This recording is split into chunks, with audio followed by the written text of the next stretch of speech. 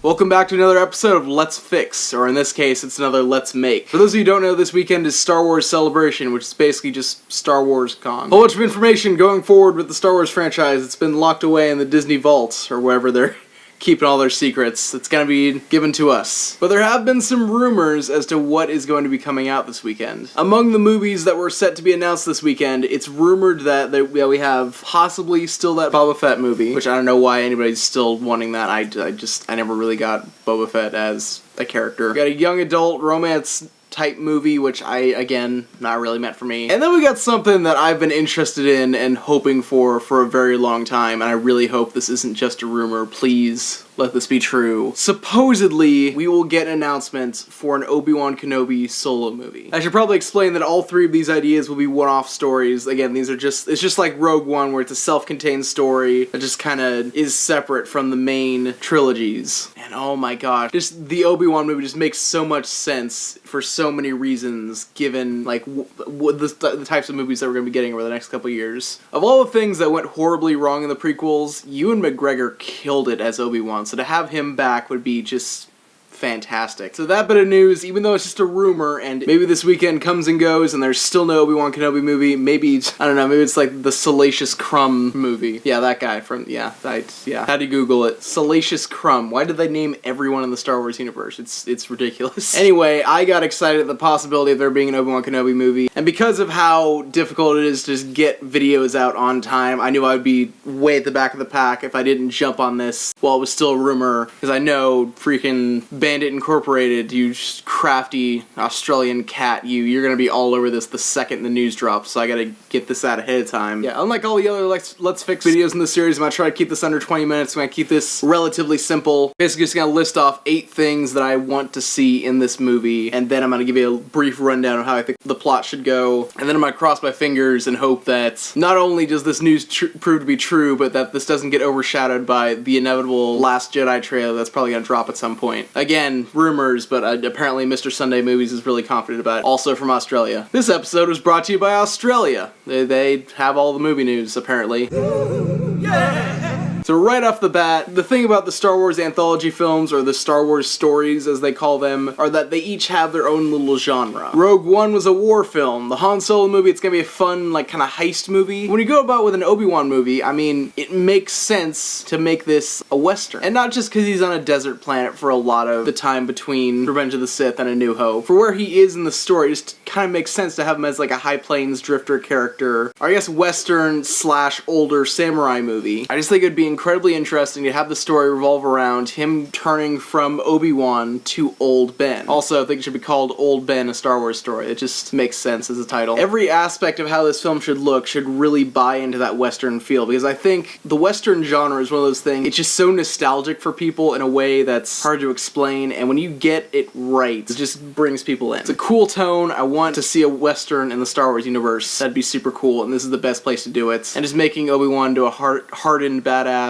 that just sort of like the Clint Eastwood character, that'd be awesome to see. And shows like Firefly have shown that you can put Westerns in space and you can have them change locations without changing the mood of the project. Yeah! So to steer this film in the right direction, you really want to make sure you get a good director who's really good with working with characters and with kind of small character-driven moments. The rumor right now is that Gareth Edwards is slated to be brought back to direct this, and I don't think that's a good idea. It's not that I don't like Gareth Edwards.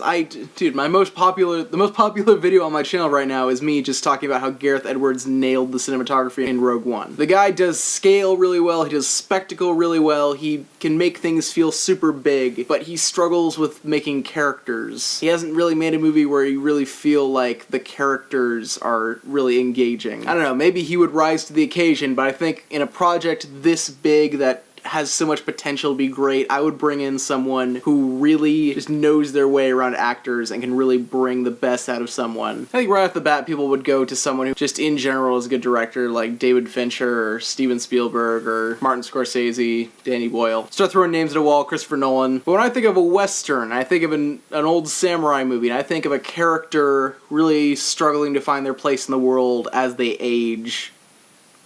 Think of another movie that came out earlier this year. It's a really, really good movie. What was it called again? What was that really good movie called again?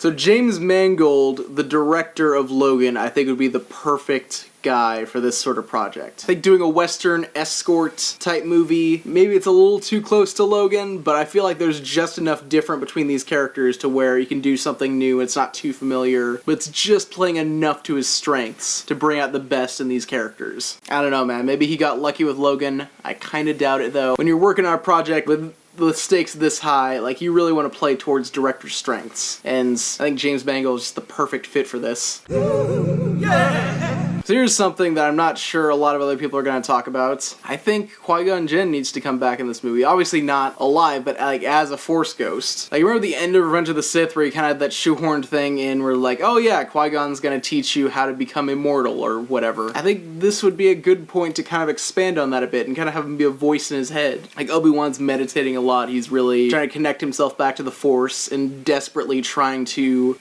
just find some security in the world and connect himself and pray and meditate and do all of that. And Qui-Gon is the voice that's just kind of guiding him on life and saying, okay, this is going to be a challenge, okay, remember my teachings here. There's also the fact that I think Liam Neeson is just awesome in general, and if I were in charge of this film, I would just find a way to bring Liam Neeson in no matter what. But legitimately, that could be a cool character aspect, just play off of that a bit. It's not necessary, but I'd like to see it in the movie. Ooh, yeah.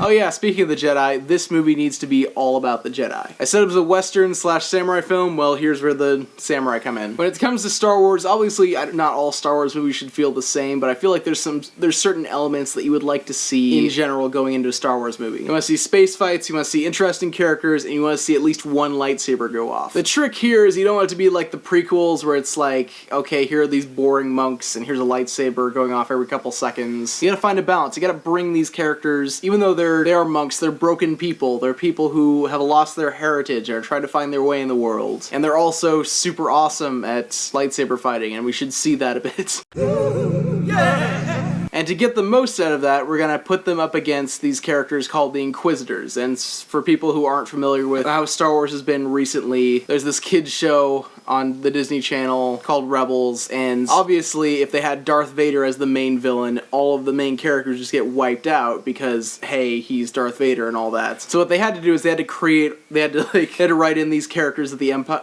Emperor trained, and like, okay, here's a lightsaber for you, you're a former fallen Jedi Temple guard, or some guy who can use the Force or whatever, now go kill some Jedi. Because Vader can't be everywhere at once, we'll just send some errand boys to go kill some Jedi. So we'll definitely use those sorts of people in this movie, but I also want to see a main Inquisitor character who I'm not entirely sure who he would be yet, but someone who would have been familiar to Obi-Wan, someone who maybe disappeared after Order 66 and after all the Jedi were attacked, where it would be surprising to see them on the evil side. It's surprising for Obi-Wan, maybe not for us. I mean, we're kind of low on characters outside of Anakin. Ooh, yeah. Speaking of Anakin, well, I kind of want Darth Vader in this movie. Among the many plot holes that want to be fixed in this movie, there's something just about the way something about their meeting in A New Hope versus their meeting, how it ended in Revenge of the Sith. It just doesn't quite feel like they match up in the right way. It feels like there's a missing step in the middle there. There's a little bit of a divide between a friend who has kind of lost his mind fighting another friend versus a set enemy being like, okay, I lost last time, now I'm the master. And him being like, only Master Yule. This doesn't sound like two friends who one thought he killed the other and then he just shows up again. I don't know, it might seem shoehorned initially to put Vader in here, but it really makes sense to have one more meeting between the two before we see them in A New Hope. This is where we get to see that line play out from a certain point of view. Darth Vader betrayed and murdered your father. I want to see a point in the movie where we really get the sense that Obi-Wan is like, okay, well, yeah, you're not Anakin anymore. My friend, he died. I might not have finished the job. I probably should have mercy killed him there instead of just walking away assuming he was gonna die. But at the same time, like, yeah, you're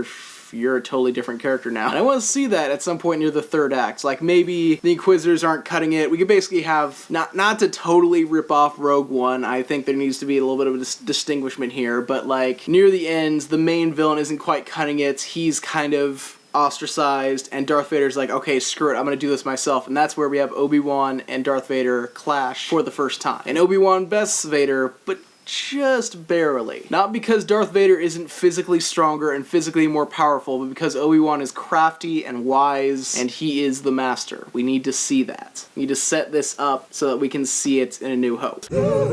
At this point, the movie's gonna be released after episode 9. Everything that we know in the new trilogy will be unveiled by then. But there's a theory out there that Rey is Obi-Wan Kenobi's granddaughter. I think that's a really interesting theory that I would love to see. But if that's true, we gotta explain how that happened a little bit. We gotta give Obi-Wan Kenobi a love interest. And a lot of people are gonna say, well, the Jedi can't love because of that stupid rule that got implemented in Attack of the Clones. We could just outright ignore it, or, I mean, you could also just say, like, these are broken people. They're questioning their morals, they're questioning the society that they left behind. Like, everything about the Jedi has broken down, and they're really reevaluating everything. So it makes sense that Obi-Wan would kind of let his guard down in that department. And so if you give Obi-Wan an interesting love interest who contributes to the plot and doesn't feel shoehorned in, I think it could work really nicely. And finally, I want to implement an old wounds scene. Now, for those of you who don't know, and I didn't know about this either, again, I don't read comics. I'm not even saying that to be like, oh, I'm not a nerd, guys. Like, I legitimately don't read comics. But apparently there's this Star Wars comic called Old Wounds, and it was this hypothetical story. This is before Darth Maul officially came back in canon. Yeah, that's another thing for another story. Do your own research on that. But it was a hypothetical story of Darth Maul tracked down Obi-Wan in Tatooine, and he was like, okay, I'm here to finish you off. I'm here to take my revenge. I'm gonna do it right in front of Beru and Uncle Owen and Luke and all that. I'm gonna kill you right here and right now. I'm gonna use them as bait to draw you out, and then I'm gonna kill you. And it's essentially like all of Obi-Wan's demons coming back to haunt him, and he has to really, like, work through everything, kind of gather himself, and it really ends in an anticlimactic way. Essentially, Obi-Wan, like, kind of beats Maul in combat, and it's actually a really cool frame. Like, he's got his lightsaber, like, not turned on, but, like, the tip of, like, the hilt, like, directly on his head, like, at gunpoint, basically. And all he has to do is push the button, the lightsaber just goes straight through his head. But he pauses, and he's like, I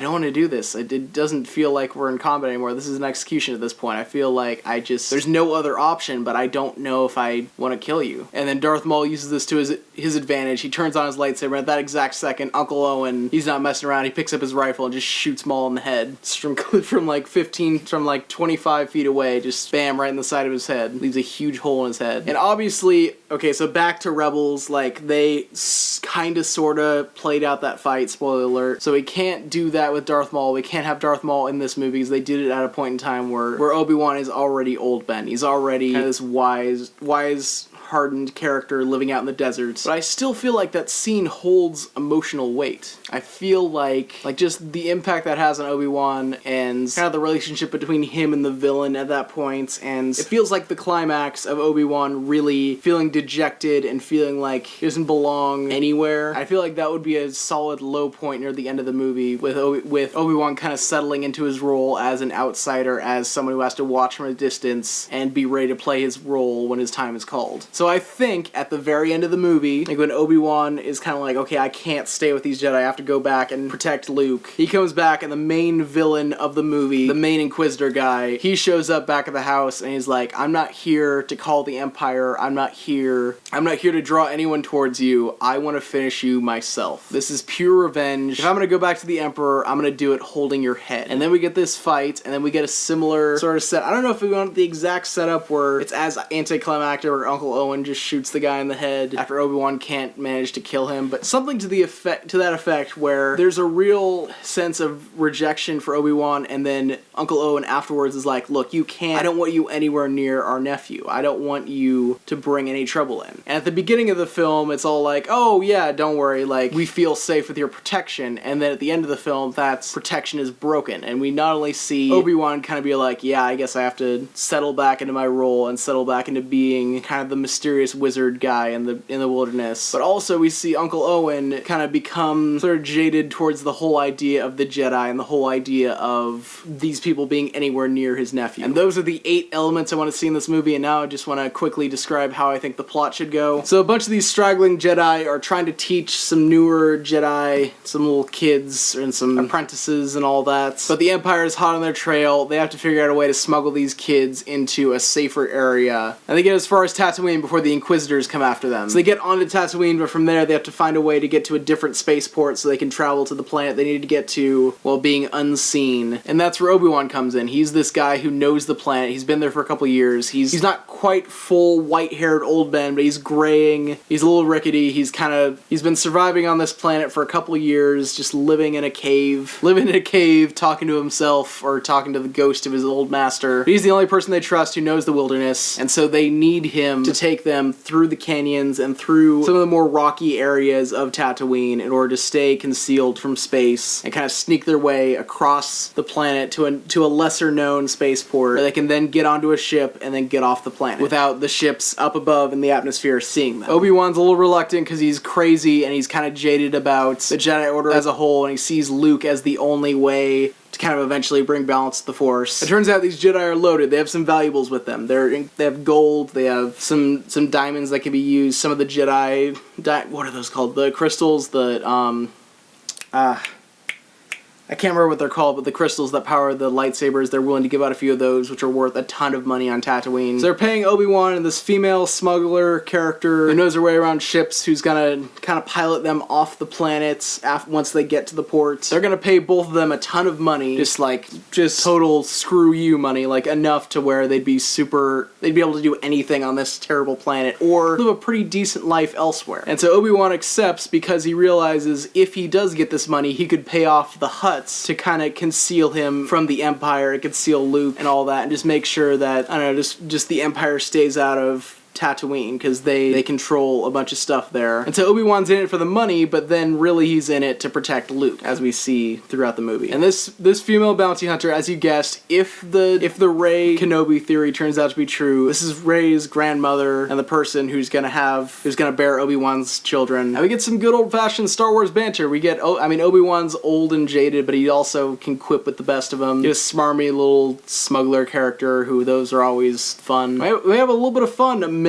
just the bleak, desolate world that they're all in, and all the sad background of, oh, these are the last of a group of people who've just been completely wiped out. And we get some cool Western stuff. They stumble across these crazy desert creatures. They fight some sand people. Maybe they do run into some bounty hunters. Maybe they went after some people hired by the Hutts, and now these people that Obi-Wan was going to hire to protect the planet, like, oh, well, shoot, great. Are they going to respond to money? Do they have something after me? Like, what's going on here? You have all those wacky adventures, and then they come across the Inquisitors. You get a few of them who try to ambush them in the deserts. They can't really get a read on where they are from space. They have to kind of guess where they are and follow them through the deserts, or whatever contrived reason we have to have them stay on the planets. And then once they get up into space near the end of the movie, that's when we get a space battle, and that's when stuff gets really real and the Empire gets involved, and then Darth Vader gets involved, and we get that fight, and they all have to split up, and then Obi-Wan goes back to Tatooine, and then we get that old wounds moment. I know that's kind of all over the place. You need to fill in the gaps with some cool character moments, some jokes, some quips, some cool set pieces, some cool Western shots. I don't know, just in general, this is the type of movie you gotta have a ton of fun with while also making it super bleak and super sad. I don't know, guys, this movie could be awesome. I'm hoping that it's awesome. I'm hoping this is the best spin-off movie that we will ever get, because I love Obi-Wan. I love how Ewan McGregor played Obi-Wan, even though I don't like the prequels. I think this has all the potential in the world to be great. And we need more Westerns. We need more good Westerns out there. Like, Logan was a pretty solid Western-inspired movie. We need more stuff that's inspired by Westerns that's just good, because I like the aesthetic of that. But anyway, guys, what do you think? What do you think of the possibility of an Obi-Wan movie? What do you think of the possibility of a Boba Fett movie, of that YA thing? Is this video being released around the same time that the Last Jedi trailer came out and nobody wants to talk about this? I bet that's exactly what's happened.